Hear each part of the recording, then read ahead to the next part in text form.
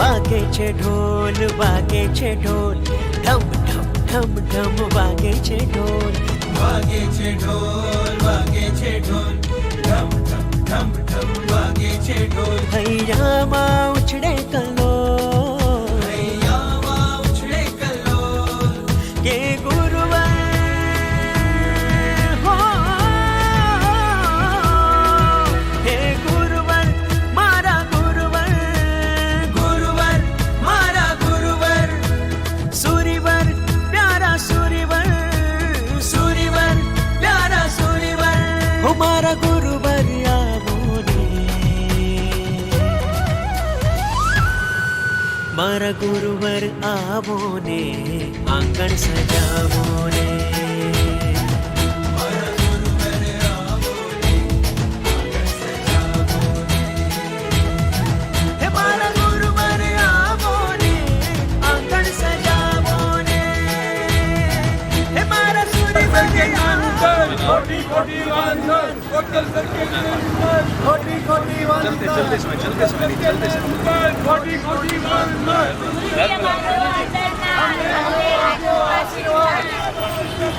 हमने आपको आशीर्वाद जल्दी जल्दी जल्दी जय धर्म की जय जयकार हमने आपको आशीर्वाद गुरुजी हमारो अंतर्नाथ हमने आपको आशीर्वाद गुरुजी हमारो अंतर्नाथ हमने आपको आशीर्वाद गुरुजी हमारो अंतर्नाथ हमने आपको आशीर्वाद हमने आपको आशीर्वाद गुरुजी हमारो अंतर्नाथ हमने आपको आशीर्वाद गुरुजी हमारो लो भैया लो ना गुरुजी हमारा आशीर्वाद आज दिवस केવો છે કોરોના કરતા મોંઘો છું સંયમ સંયમ हमने आपको आशीर्वाद देगा 1 2 3 4 जय धर्म की जय जयकार कोटि कोटि वंदन हमने आपको आशीर्वाद जय गुरुदेव जय गुरुदेव जय गुरुदेव जय गुरुदेव जय गुरुदेव जय गुरुदेव जय गुरुदेव जय गुरुदेव पधारो महाराज पधारो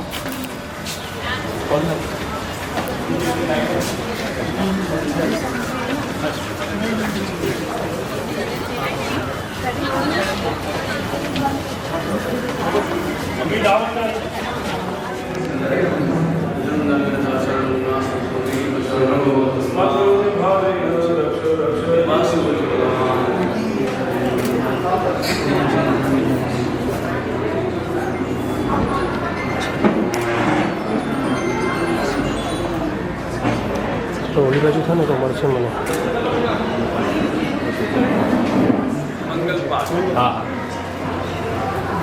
नमो वरिहंताणं नमो सिद्धाणं नमो आजिर्याणं नमो उपवज्जायाणं नमो लोहि सब्बसाहुणं मे सोपञ्चनमुक्तारु सब्बभावकणासनो मङ्गलानं च सर्वेषु भवै मङ्गलम् ॐ नमः पार्श्वनाथाय विष्णुचिन्तामणियतिरिन्द्रनन्दरमेन्द्रपद्मादेवताय ओम नमो जिनाणं शरणाणं मंगलाणं युगोत्तमाणं रां ह्रीं रूं रैं रौं रः श्यामशाक्रीरुक्तिललामुकुताय क्षुद्रोपद्रवशमनाय अर्हते नमः स्वाहा दासानुदासाय सर्वदेवाय देवादाब्जतले दुदन्ति मरुस्थले कल्पतरुं स जीयात् युगप्रधानो जिनदत्तसूर्य युगप्रधानो मणिधारी जिनचन्द्रसूरि जिनकुशलसूरि जिनचन्द्रसूरि सर्वमङ्गलमाङ्गल्यं सर्वकल्याणकारणं वदानं सर्वधर्माणां जय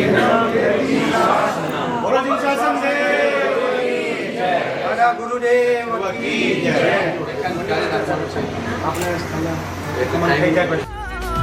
હે ગુરુવર મારા ગુરુવર સુરીવર પ્યારા સુરીવર હો ગુરુવર મારા ગુરુવર સુરીવર પ્યારા સુરીવર મારા ગુરુવર આવો રે મારા ગુરુવર આવો ને આંગણ સજાવો ને મારા સુરીવર આવો ને આંગણ સજાવો ને મારા ગુરુવર આવો ને આંગણ સજાવો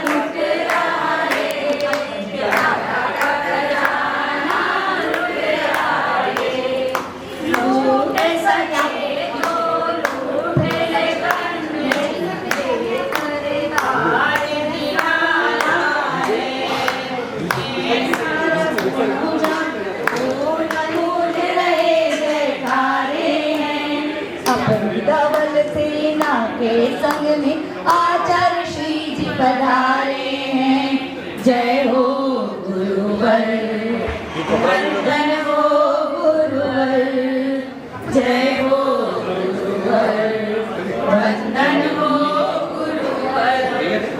ये जैन धर्म का सारे जग को सुनाते हैं, जीवन मर्यादित हो ऐसा राह दिखाते हैं।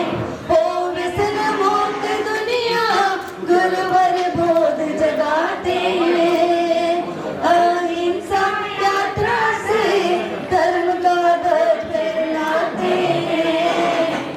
धन्य धन्य चरित्र गुरु का है क्रांतिकारक उपदेश, श्री संघ के संचालक है। ये सदाचार समता सम्यक ज्ञान अरारत है। हर कोई बैठा पल के बिछाए, हर कोई बैठा पल के बिछाए, कर्म के बजे नहाए हैं। वंदन हो गुरुवर, जय हो गुरुवर, वंदन हो गुरुवर। सभी लोग साथ में उत्साह के साथ 2 लाइन दोहराएंगे। सजा दो घर को गुलशन से, सजा दो मेरे गुरुदेव आए हैं। सजा दो घर को गुलशन से, मेरे गुरुदेव आए हैं। लगे कुटिया भी महलों से, लगे कुटिया भी महलों से, मेरे गुरुदेव आए हैं। सजा दो घर को गुलशन से, मेरे गुरुदेव आए हैं। पढ़ा लो इनके चरणों को, बहाकर प्रेम की गंगा। पढ़ा लो इनके चरणों को, बहाकर प्रेम की गंगा, बहाकर प्रेम की गंगा। बिछा दो अपनी पलकों को, बिछा दो अपनी पलकों को, मेरे गुरुदेव आए हैं। बिछा दो अपनी पलकों को, मेरे गुरुदेव आए हैं। सजा दो घर को गुलशन सा, मेरे गुरुदेव आए हैं। उमड़ आई मेरी आंखें देख कर अपने गुरुवर को, उमड़ आई मेरी आंखें देख कर अपने गुरुवर को, देख कर अपने गुरुवर को। हुई रोशन मेरी गलियां, हुई हुई रोशन मेरी गलियां, हुई रोशन मेरी गलियां, मेरे गुरुदेव आए हैं। मेरे गुरुदेव आए। नमो अरिहंताणं नमो सिद्धाणं नमो आयुधाणं नमो अवज्ञानं नमो रोहि सर्वसाहुणम् ऐसं पंचनमकारो सर्वभावप्रणाशं मङ्गलानां च सत्तेषु परमं भवेन्मङ्गलम् अज्ञानतिमिरान्धानां ज्ञानां ब्रह्मशलाकया दीप्तिमन्दिरं तस्मै श्री गुरुवे नमः।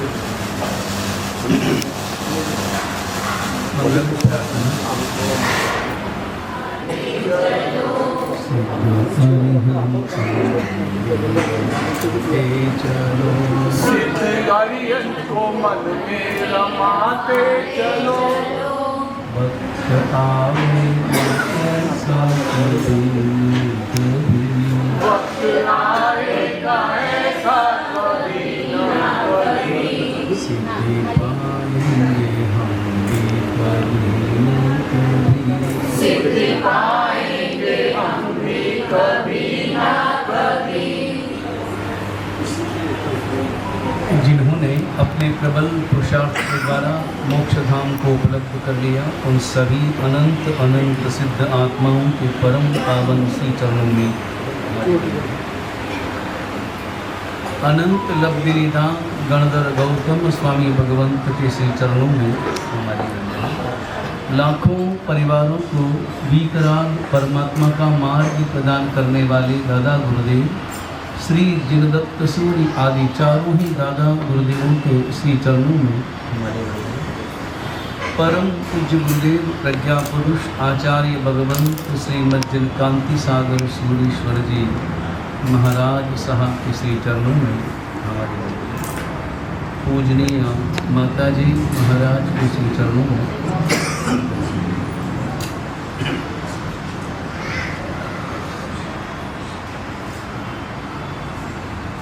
एक लंबी यात्रा चल रही है। यूँ एक भी व्यक्ति मिलना मुश्किल है जो अपनी ज़िंदगी में यात्रा नहीं करता। यात्रा शरीर की भी, यात्रा मन की भी, यात्रा विचारों की भी, यात्रा परिणामों की भी और यात्रा हमारी चेतना की भी। शरीर की यात्रा तो हमें ध्यान रहती है, मन की यात्रा का अनुभव व्यक्ति प्रतिपल करता है, क्योंकि किसी का भी मन स्थिर नहीं है। एक पल पहले क्या सोचता है, दूसरे पल क्या और सोचता है। दोनों ही विचारों में आपस में कोई संबंध भी नहीं होता, कोई तर्क भी नहीं होता, कोई परिणाम भी नहीं होता। ऊल जुलूल विचार भी हमारे मन को प्रभावित करते हैं। एक यात्रा है, हम भी यात्रा कर रहे हैं। आज सुबह हम बोरीवली में थे, कल भायंदर में थे, उससे पहले लोढ़ा धाम में थे। सुबह बोरीवली, शाम कांदीवली। थोड़ा लंबा तो पड़ा, क्योंकि वेस्ट से ईस्ट में, ईस्ट से वापस वेस्ट में जाना। बस ये ईस्ट वेस्ट का चक्कर लगातार हमारी जिंदगी को प्रभावित करता है और हम यही तो करते हैं। लेकिन इन सब के बीच कांदीवली का हमारे अपना बकुल भाई जबीरीनो घणो ज आग्रह હતો ને એ સાથે આપણા મહેન્દ્રભાઈ સાવંત સુખા ને બધા આપણા શ્રાવકોનું એટલું બધું આગ્રહ હતો એ કારણે થોડું લાંબુ હશે તો હશે લેकिन આપણે સમય પર આવી ગયા। મને એમ લાગતું હતું કે સાંજે થોડું મોડું થઈ જશે, 7-1 વાગી જશે ત્યાં પહોંચતા, પણ આવી પણ ગયા, વાપરી પણ લીધું ને અત્યારે આપણે થોડાક સમય માટે જીંદવાણીનું રસપાન આપણે કરી લઈએ। यहाँ गुजराती और हिंदी दोनों ही हैं, अधिकतर मारवाड़ी लोग हैं। मैंने पूछा था, मारवाड़ी है तो अपन हिंदी में बात करते हैं, क्योंकि कल शाम को हम जहाँ थे दहीसर में, वहाँ 90% लोग गुजराती थे, तो फिर वहाँ गुजराती भाषा का हमने उपयोग सहारा लिया था। वैसे एक बात है, गुजराती भाषा એટલે બહુ જ મીઠી ભાષા છે। हाँ, એમાં જ એક લાગણી આપણા અંતરમાં ઊભી થાય છે, એક જુદી વાત છે। लेकिन हिंदी भाषा तो अपनी देश की भाषा है, राष्ट्रभाषा है, जिसमें एक अच्छी समझ है। जो बोलते हैं उसमें एक वजन पैदा होता है। अपनी यात्रा चल रही है, शरीर की यात्रा हमें ध्यान में है, मन की यात्रा का अनुभव है, लेकिन कभी आपने थोड़ी देर बैठकर आत्मा की यात्रा के बारे में सोचा? और हमारे पास में जो कुछ भी है, आत्मा है, शरीर है, मन है, संपत्ति है, परिवार है, सब है। इन सब में सबसे ज़्यादा मूल्यवान क्या है? सबसे ज़्यादा मूल्यवान आप किसे समझते हैं? हमारे पास आत्मा है, हमारे पास शरीर है, हमारे पास मन है, हमारे पास परिवार है, हमारे पास संपत्ति है। इसके सिवाय तो और कुछ है नहीं, सब आ गया।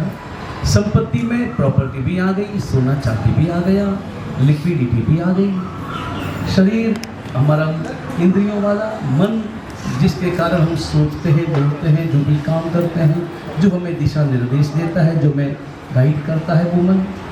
परिवार, आत्मा, इन सब में सबसे ज़्यादा मूल्यवान आप किसे समझते हैं? सबसे ज़्यादा मूल्यवान कौन? मन। और कोई उत्तर है आपके पास? सबसे ज़्यादा मूल्यवान क्या है? आत्मा। सबसे ज़्यादा मूल्यवान तो आत्मा ही है, क्योंकि आत्मा है तो शरीर है, तो परिवार है, तो मन है, और तो ही पैसा है। आत्मा जाने के बाद, शरीर से विदा होने के बाद, इस शरीर को 5 घंटे भी अपने घर में रखना कोई पसंद नहीं करता, तुरंत विदा करता है। इस दुनिया में ऐसा एक भी प्रेमी व्यक्ति पैदा नहीं हुआ जो प्रेम तो खूब करता हो, जब तक आत्मा हो।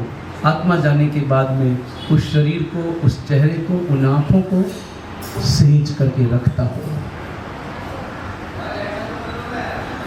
तिजोरी में रखता हो, कोई नहीं। शरीर जला देने जैसा जला देता है, नष्ट हो जाता है।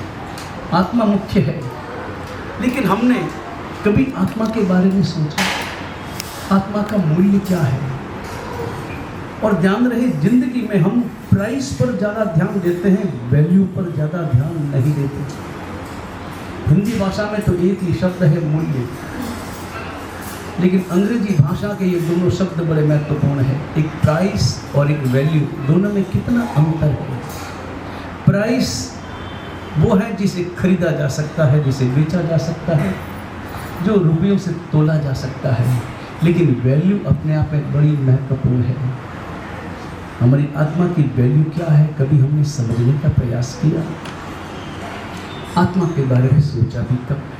सारी दुनिया के बारे में जानने की हम चेष्टा करते हैं। बाजार में जाते हैं, कोई नई चीज़ दिखाई देती है तो हम तुरंत देखते हैं कि हाँ, कितनी सुंदर ये वस्तु है, क्या आकर्षण है, और तुरंत भाव पूछने लगते हैं कि इसका मूल्य क्या है। दुनिया भर की चीज़ों के बारे में जानने की चेष्टा है, खुद के बारे में हम कब जाने?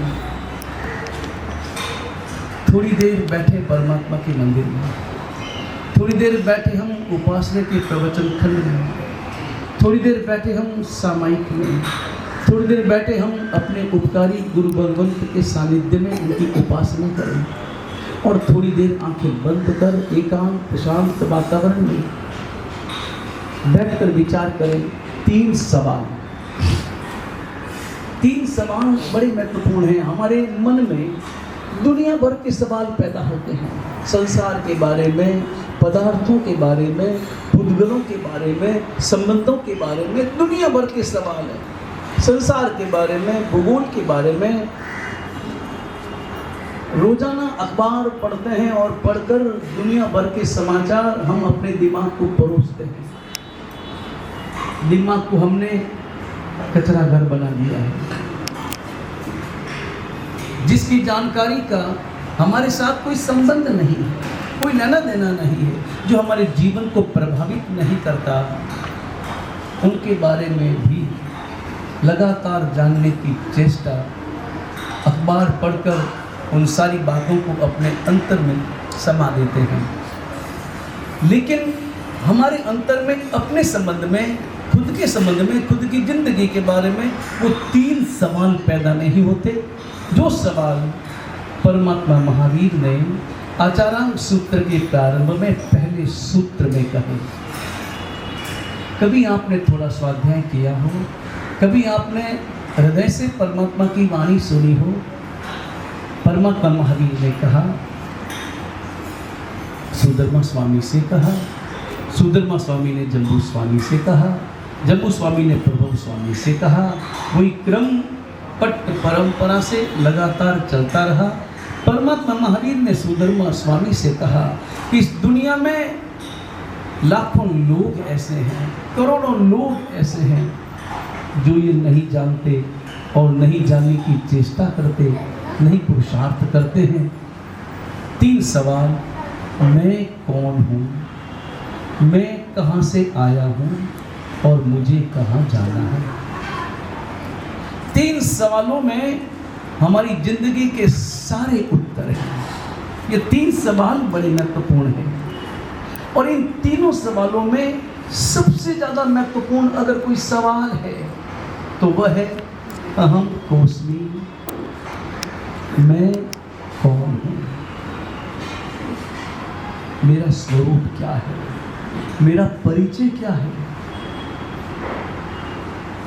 दुनिया भर के लोगों से परिचय हम करते हैं और परिचय प्राप्त करके प्रसन्नता का अनुभव करते हैं। सबको जानने की चेष्टा करते हैं, रामलाल कौन है, श्यामलाल कौन है। अपने आप को जानने की कभी चेष्टा की कि मैं हूँ कौन। क्या दिखाई देने वाला ये 5 फुट का, ये 5.5 फुट का ढांचा वो मैं हूँ। मैं गोरा हूँ, मैं काला हूँ, मैं ठिगना हूँ, मैं ऊंचा हूँ, मैं लंबा हूँ, मैं कैसा हूँ, मेरा स्वरूप क्या है, मैं हूँ कौन। कभी आपने ये सवाल अपने अंतर से पूछा है? और एक बात, अगर आप अंतर से सवाल करोगे तो अंतर से जवाब भी मिलेगा। और इस जवाब को प्राप्त करने का एक तरीका है कि मैं क्या नहीं हूँ वो तय कर लो, तो पीछे वही बचेगा जो मैं हूँ। मैं क्या नहीं हूँ? क्या मैं आंखें हूँ? नहीं। क्या मैं कान हूँ? क्या मैं मुंह हूँ? क्या मैं पेट हूँ? क्या मैं हाथ हूँ? क्या मैं पाँव हूँ? क्या मैं मकान हूँ? क्या मैं बंगला हूँ? नहीं हूँ। तो शेष क्या बचा? इस शरीर के सारे अंगों में मैंने अपने आप को ढूंढ लिया। अपना परिचय प्राप्त करने का मैंने पुरुषार्थ साधा, लेकिन उत्तर मिला वो मैं नहीं हूँ। मैं इनसे अलग, मैं इसमें बसने वाला, मैं इसको चलाने वाला, मेरे कारण इसका अस्तित्व है। इस शरीर का अस्तित्व तभी तक है जब तक मैं इसमें हूँ। और एक बात, जो मेरा है वह मैं नहीं हूँ। जिसे मैं मेरा मानता हूँ वह मैं नहीं है। मैं अपने शरीर को मेरा मानता हूँ, मैं अपने मकान को अपना मानता हूँ, मैं परिवार को मेरा मानता हूँ, वह मैं नहीं हूँ। मैं केवल और केवल शुद्ध चेतना हूँ। वो चेतना, वो आत्मा जिसके कारण मेरा शरीर चलता है, फिरता है, बोलता है। तो ज़्यादा मूल्यवान कौन हुआ? जाते हैं आप कभी किसी जौहरी की दुकान पर, ज्वेलरी की दुकान पर, सामने पड़ा है एक मखमली डिब्बा, सुंदर डिब्बा, आकर्षक डिब्बा। पूछा आपने, ये डिब्बा, इस डिब्बे का मूल्य क्या है? और सामने वाले ने जवाब दिया, इस डिब्बे का मूल्य 25 लाख रुपए है। आपके मन में प्रश्न पैदा होना चाहिए, इस केवल डिब्बा मखमली कलर का है, थोड़ा आकर्षक है, मगर 25 लाख रुपए, ये तो बहुत ज्यादा है। ये डिब्बा तो मुझे 400 रुपए का लगता है, 500 रुपए का लगता है। और तब वो कहता है कि भैया, कीमत डिब्बे की नहीं, कीमत डिब्बे के भीतर पड़े सोने के उस हार की है जो रत्नों से जड़ा है। उस हार की कीमत है। मूल्य डिब्बे का या डिब्बे के भीतर पड़े हार का, किसका मूल्य है? हार का मूल्य है। ऐसे ही ये दिखाई देने वाला 5 फुट का डिब्बा बड़ा आकर्षक है, बड़ा सुंदर है,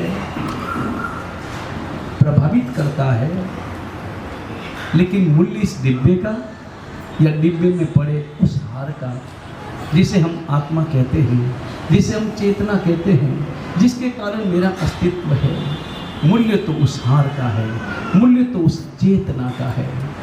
जब तक चेतना है तब तक शरीर का मूल्य है, तब तक शरीर को नहलाना है, धुलाना है, सजावट है, तब तक उस शरीर के लिए हम तरह तरह की आयोजना करते हैं, इसे सजाते हैं, संभालते हैं। लेकिन जो ही इसमें से चेतना उड़ जाती है, उसके बाद कोई व्यक्ति इस शरीर को न तो सजाता है न संवारता है, लेकिन हमारे अंतर में यह प्रश्न कब पैदा होगा? कभी मैं विचार करूं और अगर मैं जानूंगा कि मैं आत्मा हूं तो मैं आत्मा को मूल्य दूंगा। अभी मैंने केवल शरीर को मूल्य दिया है, पैसे को मूल्य दिया है, मैंने शरीर का हित सोचा है, मैंने शरीर का सुख सोचा है, लेकिन मैंने कभी भी आत्मा के हित के बारे में कभी विचार नहीं किया। अगर आत्मा के हित के बारे में विचार करता तो मेरी दुनिया अलग होती, मेरा आचरण दूसरा होता। अगर मैं आत्मा के हित का विचार करता तो मैं कभी होटलों में दिखाई नहीं देता। अगर मैं कभी आत्मा का विचार करता तो रात के अंधेरे में मैं कभी भोजन के बारे में विचार भी नहीं करता। अगर मैंने आत्मा के बारे में थोड़ा सा भी विचार किया होता तो मैं न तो क्रोध करता, न कषाय करता, न राग द्वेष करता, न ईर्ष्या करता, क्योंकि तब मैं सोचता कि इन सब के करने से मेरी आत्मा का अकल्याण होना है। सवाल नंबर 1, मैं कौन हूँ? सवाल नंबर 2, मैं कहाँ से आया हूँ और मुझे कहाँ जाना है? एक सवाल अतीत के बारे में, एक सवाल भविष्य के बारे में। और अतीत और भविष्य इन दोनों के बीच में ही तो हमारा वर्तमान छिपा है। जो वर्तमान का पल बहुत छोटा है, वर्तमान हमेशा छोटा होता है, भविष्य से आता है, अतीत में समा जाता है। भविष्य बड़ा है, अतीत और बड़ा है, वर्तमान का पल बहुत छोटा होता है, लेकिन जीना हमें वर्तमान में होता है। इसलिए अतीत से शिक्षा लेनी होती है और भविष्य का संकल्प करना होता है। सपने भविष्य के हैं, मगर अतीत को अपनी आंखों में रखकर मैं कहां से आया हूं और मुझे कहां जाना है। इन दोनों सवालों में ज्यादा महत्वपूर्ण सवाल कौन सा है? मैं कहां से आया हूं ये, या मुझे कहां जाना है वो? मुझे कहां जाना है। मैंने पहले अपने बारे में तय तो करूं कि मैं हूं कौन। मैं दुनिया को देखता हूं, मैं अपने को कहां देखता हूं? आपने कभी एक उदाहरण सुना होगा, थोड़ा कल्पित उदाहरण है, ऐसा कभी हुआ नहीं, मगर संदेश बड़ा गहरा है। एक घर था, छोटा सा गांव, माँ थी, माँ के 5 बच्चे, 5 लड़के धीरे धीरे बड़े हुए। सबसे छोटा लड़का 15 वर्ष का, फिर कोई 17, कोई 20 का, कोई 25 का, कोई 23 का, 5 लड़के। गांव में भोजन की थोड़ी सी मुश्किल हो, गरीब घर था। 5 भाइयों ने विचार किया कि माँ अनुमति दो, शहर जाएंगे, देशावर जाएंगे और वहां कमाएंगे और पैसा लेकर के आएंगे। माँ ने कहा बेटा जाओ, अलग करना मैं नहीं चाहती, मगर भविष्य उसी में है, इसलिए मैं अनुमति देती हूं, मगर एक शर्त के साथ।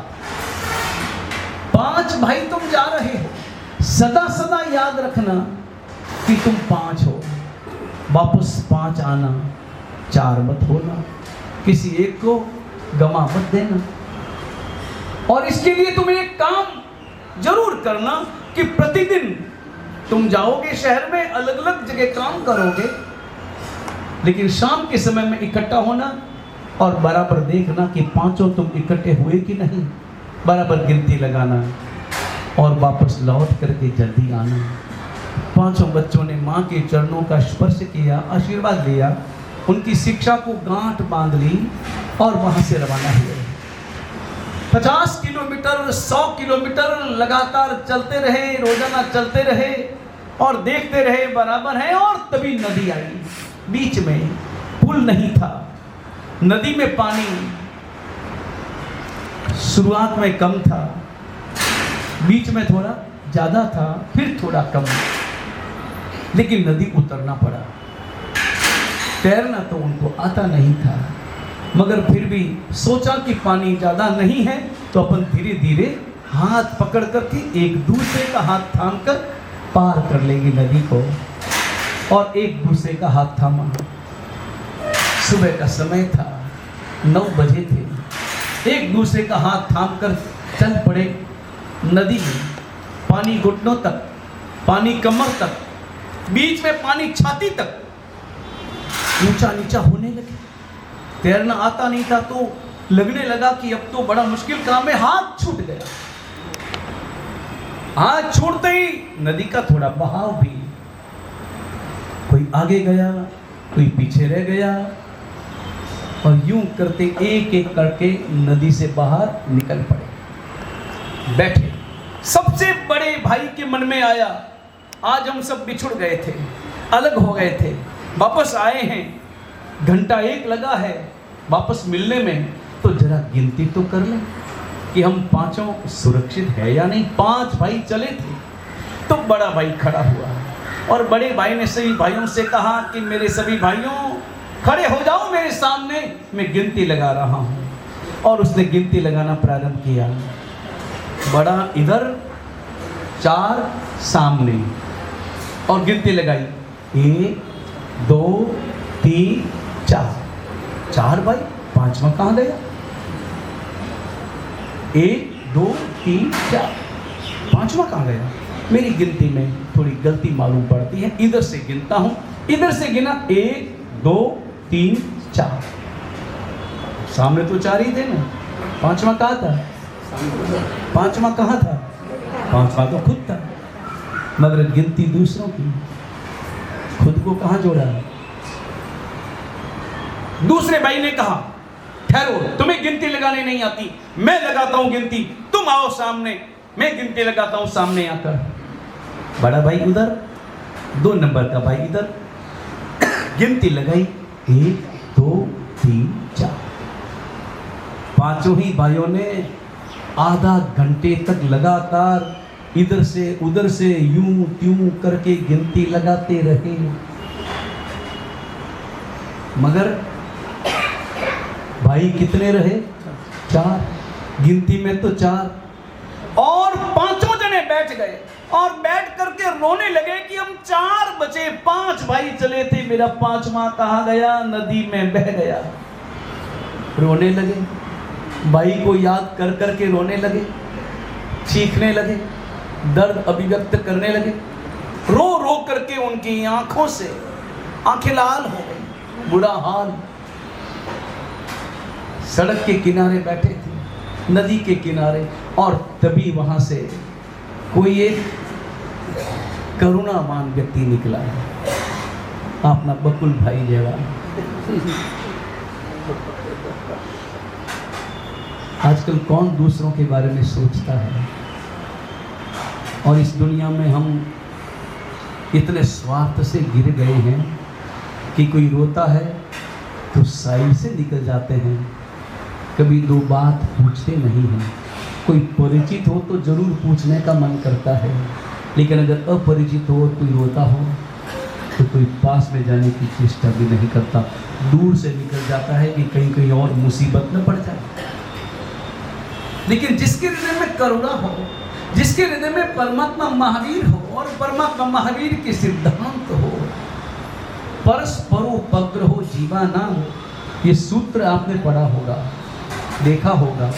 जहां जहां जैन चिन्ह होता है ना, जैन धर्म का जो प्रतीक चिन्ह बनाया है, उसमें सबसे नीचे एक वाक्य लिखा रहता है, संस्कृत भाषा का तत्वार्थ सूत्र का वो सूत्र है, परस्परोपग्रहो जीवानां। कभी आपने उसके अर्थ को अपने ध्यान में लेने की चेष्टा की है? उसका अर्थ क्या है? और उसका अर्थ हर जैन को अपने हृदय में पता होना चाहिए, क्योंकि वह जैन धर्म का प्रतीक है, जैन शासन का प्रतीक है। हम अपने लेटर पैड पर छापते हैं, पत्रिकाओं में छापते हैं, मगर अर्थ नहीं जानते। परस्परोपग्रहो जीवानां, यह सूत्र कहता है कि हर जीव को, यानी हर व्यक्ति को एक दूसरे का उपकार करना चाहिए। परस्पर, हम सब परस्पर एक दूसरे के प्रति सहयोगी हैं, हम सहयोग करते हैं और हम सहयोग लेते हैं। कभी विचार करना, हम सहयोग करते हैं वो ज़्यादा याद रहता है या सहयोग लेते हैं वो ज़्यादा याद रहता है? आपको याद क्या रहता है? करते वो याद करता, बस मैंने किया, ये अहंकार की भाषा हमें याद रहती है। सही, और ये भी अनुभव करना कि सहयोग लेते ज्यादा या सहयोग करते ज्यादा। कभी सोचो आप, थोड़ी देर के लिए विचार करो, हम सहयोग करते ज्यादा हैं या सहयोग लेते ज्यादा हैं? अपनी जिंदगी में हम सहयोग लेते ज्यादा हैं। करते हैं वो याद रहता है, लेते हैं वो भूल जाते हैं। लोगों का सहयोग, प्रकृति का सहयोग सबसे ज़्यादा सहयोग हम हवा से लेते हैं, वायुकाय के जीवों का लेते हैं। सबसे ज़्यादा हमारे जीवन में सहयोग की भूमिका निभाते हैं एक केंद्रीय जीव, पृथ्वी काय, अपकाय, तेऊकाय, बहुकाय और वनस्पति काय। अगर पृथ्वी काय का सहयोग न होता तो हम खड़े कहाँ होते, मकान कहाँ बनाते? अगर अपकाय का सहयोग न होता तो प्यास कैसे बुझाते?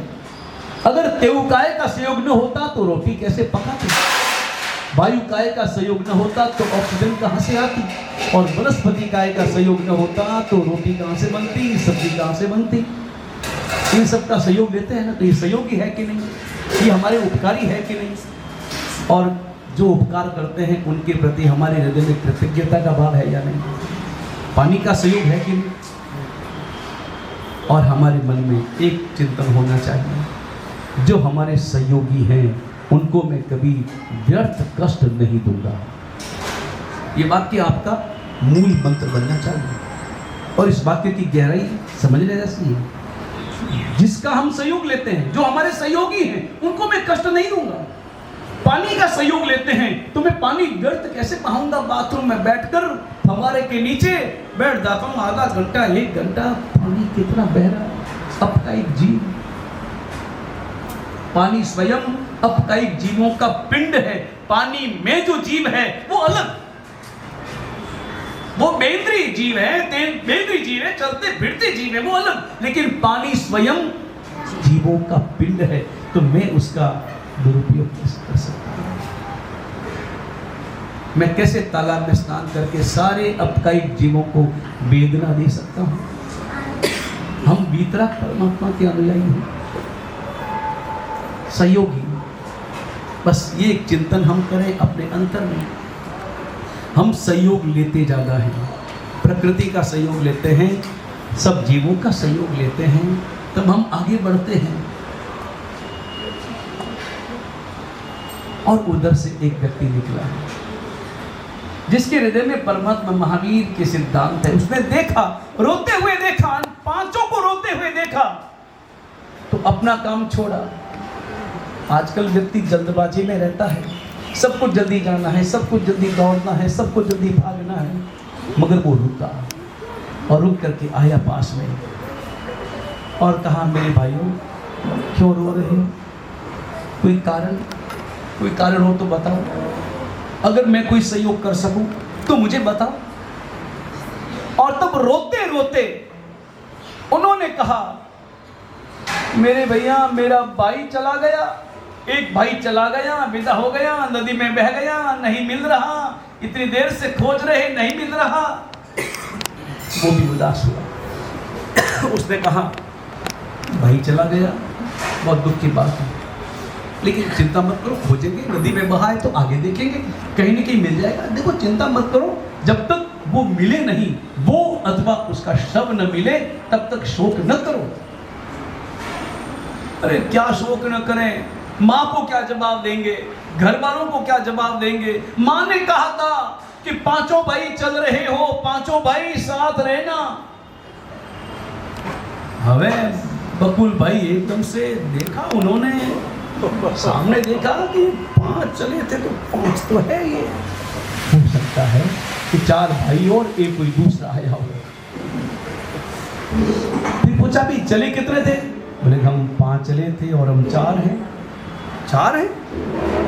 मुझे तो 5 नजर आ रहे और तुमको 4 कैसे? 4 कहाँ हैं? कैसे गिने तुमने? बताओ तो सही। उन्होंने बताया, वापस प्रैक्टिकल बताया। एक खड़ा हुआ आगे, 4 सामने, 1 2 3 4।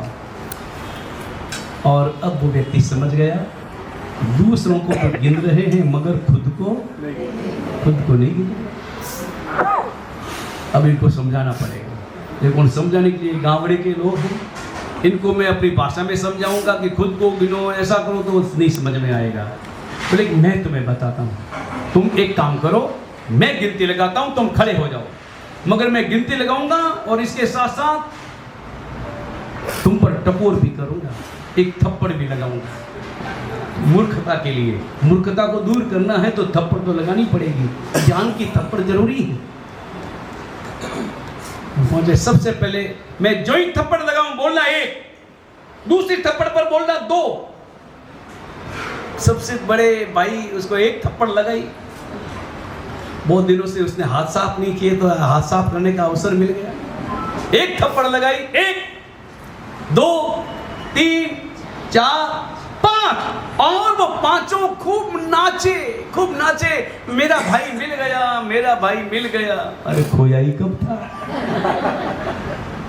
खूब नाचे और जो सामने व्यक्ति आया था उसका आभार माना, भैया तुमने हमें अपने 5वें भाई से मिला दिया, अन्यथा हमने तो खो दिया था। ये उदाहरण बड़ा मार्मिक है, ऐसा हुआ नहीं कभी, क्योंकि इतनी मूर्खता तो कोई भी व्यक्ति नहीं करता। लेकिन अपने बारे में ये उदाहरण सटीक लागू होता है। हम शरीर को जानते हैं, सबको जानते हैं, खुद को नहीं जानते। बस कोई गुरु भगवंत आए, कोई गुरु भगवंत मिले और ज्ञान की थप्पड़ पड़े, गुरु भगवंत हमें रोशनी दे और तब हमें स्वयं का बोध हो, और तब हमारे मन में यह सवाल पैदा होगा कि मैं आत्मा हूं तो मुझे जाना कहाँ है, मेरा भविष्य क्या है, यहाँ से तो मुझे विदा होना होगा, तो फिर अगला भव मेरा क्या होगा, आगे जाना कहाँ, मेरा लक्ष्य क्या है। कभी हमने ये सोचा है कि मेरी जिंदगी का लक्ष्य क्या है? मकान बनाना मेरा लक्ष्य है, परिवार का विस्तार करना मेरा लक्ष्य है, फैक्ट्रियों का विस्तार करना, सोने चांदी के आभूषणों को अपनी तिजोरी में सजाना, ये मेरी जिंदगी का लक्ष्य है? नहीं, मेरी जिंदगी का लक्ष्य है मोक्ष के नज़दीक जाना। बस वो आराधना करें, वो साधना करें। एक किसी कवि ने 2 लाइनें बड़ी महत्वपूर्ण कही है। किसी कवि ने लिखा है, वो सामान इकट्ठा करने में लगे हैं, जिंदगी भर पसीना बहाते हैं, तेरा मेरा करते हैं, लड़ाई झगड़ा करते हैं। वो सामान इकट्ठा करते हैं जिस सामान को छोड़ के जाना है। वो सामान इकट्ठा कब करेंगे? जिसे साथ लेकर जाना है। बस वो सामान इकट्ठा करने के लिए साधना करना है, आराधना में अपने मन को पिरोना है।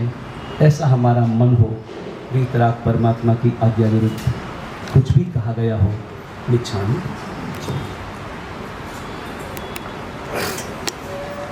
बहुत करुणावंत है, मेरा उसका पहचान सालों पुराना है। सहज जी ने उसका आचार्य पदवी में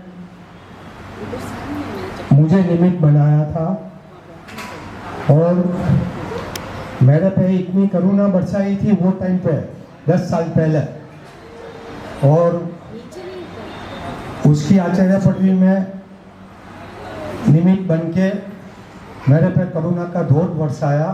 आज दूसरी टाइम गुरुदेव मियाँ पे पधारे, उसका इतना कार्यक्रम व्यस्त था, फिर भी खाली मैं फ़ोन पे बात किया और गुरुदेव ने बोला कि मैं ज़रूर आऊँगा, आपको यहाँ आने की ज़रूरत नहीं है।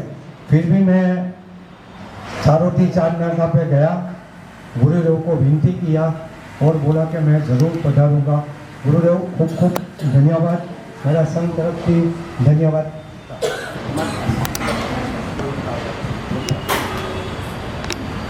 यहाँ पर अभी हमारे गुरुमल जी साहब कोठारी जयपुर निवासी, जो आरएसएस के बहुत बड़े सक्रिय आगेवान हैं हमारे में। अभी जो जैसलमेर का कार्यक्रम हुआ और जैसलमेर में आरएसएस के जो संघ संचालक श्रीमान मोहन जी बागत पधारे थे, उनके पधारने में, उनसे वार्तालाप वगैरह ये सब कराने में हमारे गुरुनाथ जी को कार्य कभी नहीं छोड़ा।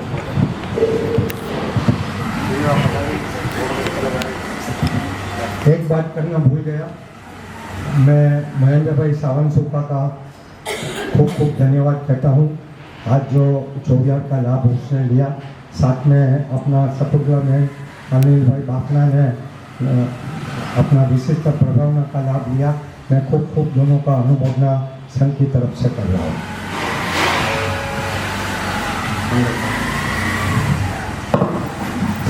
मंगलम भगवान वीरो पचखान जिनको करने हो कर लें, कोई पनहार वाले हों हाथ जोड़ लें। पनहार दिवस चरियों बचकाई जिनके आयमिल निवि एकासना व्यासना उपवास हो वो हाथ जोड़ लें। पनहार दिवस चरियों बचकान ससारण महतराकरण सब समय बचन वो शरीर चौबियार तिबियार दुबियार जैनपन करबू हाथ जोड़ लें। दिवस चरिमत का चौबियारम त्रिबियारम रुबियारम असलमान खेम ससारण महतराकरण सब समय बत्याकरण देशावदसी भोगम परिभोगम शरणम ससारण महतराकरण सब समय बत्याकरण। मंगलम भगवान वीरो मंगलम गौतम प्रभु मंगलम सूर्यभद्राद्या जैन धर्मस्तु मंगलम दासानुदासाय सर्वदेवाय देवादान्तकले लुदन्ति मरुस्थले कल्पतरुसजी युग प्रधानो जिनदत्तसूरि युग प्रधानो मणिदारी जिन चंद्रसूरि युग प्रधानो जिन कुशलसूरि युग प्रधानो जिन चंद्रसूरि गणनायक सतसागर युग प्रभावकः जिन कांति सूरि सर्वमंगल मांगल्यं सर्वकल्याणकारणं प्रदानं सर्वधर्माणां जैनं जयति शास्त्रम्।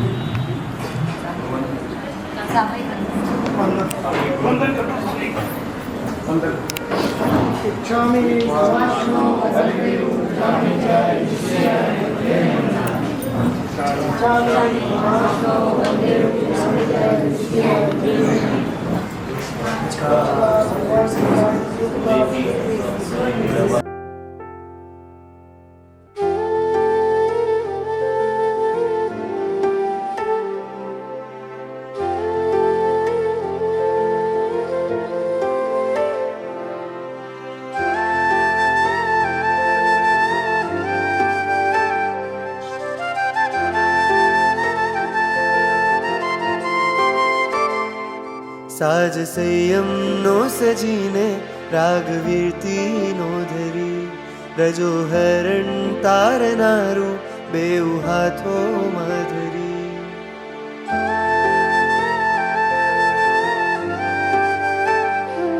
साज संयम नो सजीने राग वीरती नो धरी रजो हरण तारनारू बेउ हाथो माधुरी।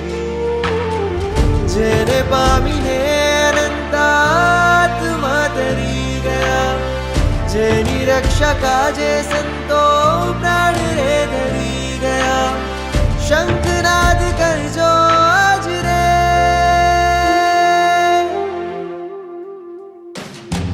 वागे छे झालर नाद ही नभमा गूंजे करतालो। गुणवारस थईने आवो रे करिए सत्कार तमारो। हे विरागी वीर लाओ वीर तीनो विषधारो। देवो पण जेने झंखे छे वो शणगार स्वीकारो। गुणवारस थईने आवो रे करिए सत्कार तमारो।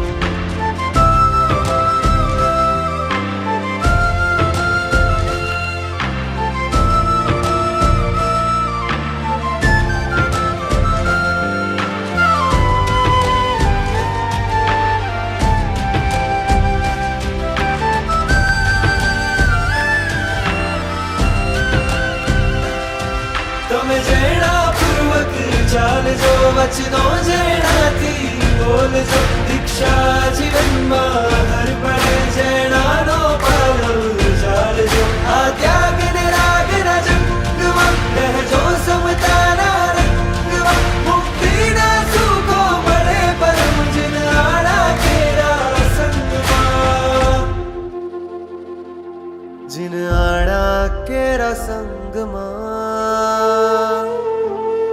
જગને છોડી જો થાશો કરીએ જયકાર તમારો ગુણવારસ થઈને આવો રે કરીએ સત્કાર તમારો હે વિરાગી વીર લાઓ વીરતીનો વેશ ધારો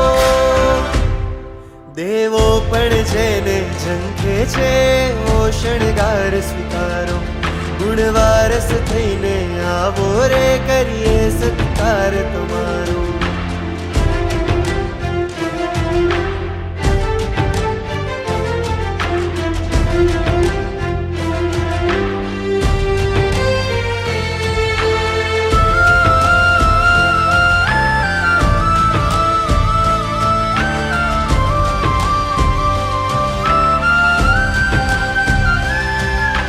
धरती बोले धन्य जो आकाश कहे कृत पुण्य जो संयम तेरा वागना पुष्पो तमे मन रम्य